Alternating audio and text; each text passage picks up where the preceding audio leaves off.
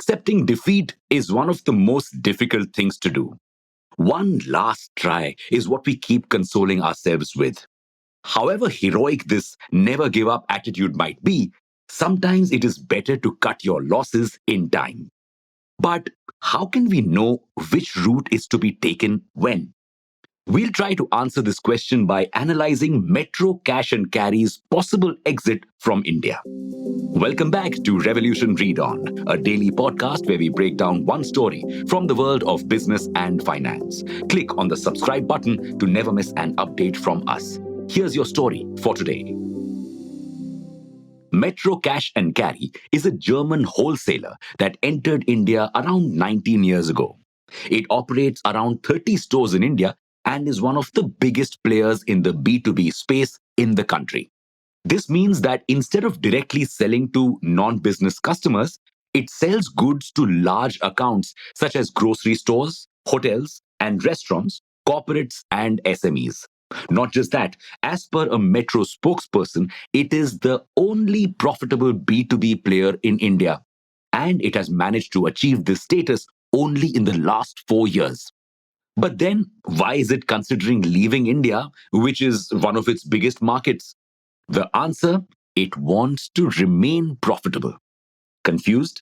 Let's look at the Indian B2B scenario to understand Metro's seemingly confounding decision.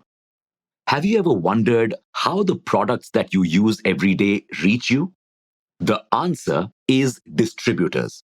The distributors collect products in bulk from FMCG or fast moving consumer goods companies and then supply them to different grocery stores in their areas.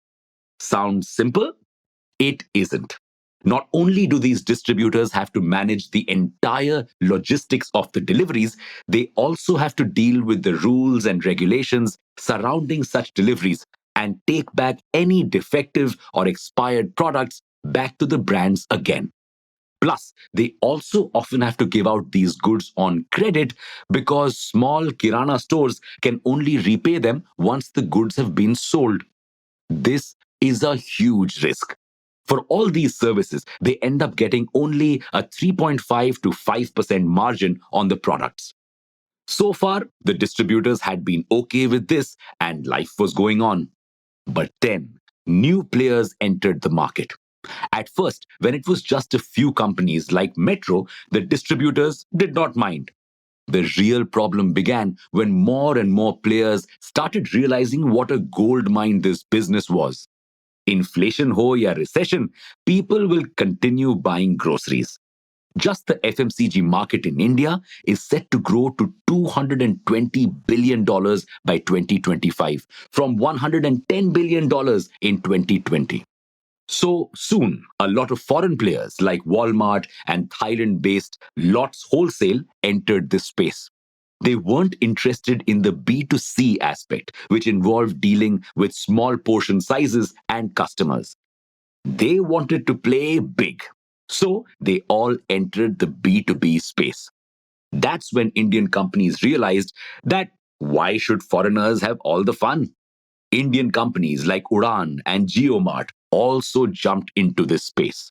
Now, with 12.8 million small stores and the growing hotel restaurant business as the customer base, you would think that these players could all coexist together, right?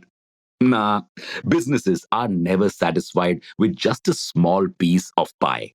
So, all of these companies are now burning insane amounts of cash to give perks like discounted products, free deliveries, and extra credit to win more and more customers. Metro also tried its hands in this game. It decided to help Kiranas go digital to help them better manage their inventory and become more productive. It even offered over 100 retailers in Bengaluru software and hardware worth 32,000 rupees for free. All of these efforts managed to make the company profitable, but it is constantly losing market share. And it feels it is not up to the task of competing with giants like Reliance, which has the cash and the capability of erasing age old brands from the market. Remember how many telecom brands existed before Jio came in? So instead of burning a lot of cash and then potentially going out of business later, it is getting out first. If it cannot be profitable, it doesn't want to continue. And it is not like this decision was taken in haste. The company decided to take this step after a detailed strategy report by Bain and Company. It is considering a possible sale of its business for 1.5 to 1.75 billion dollars.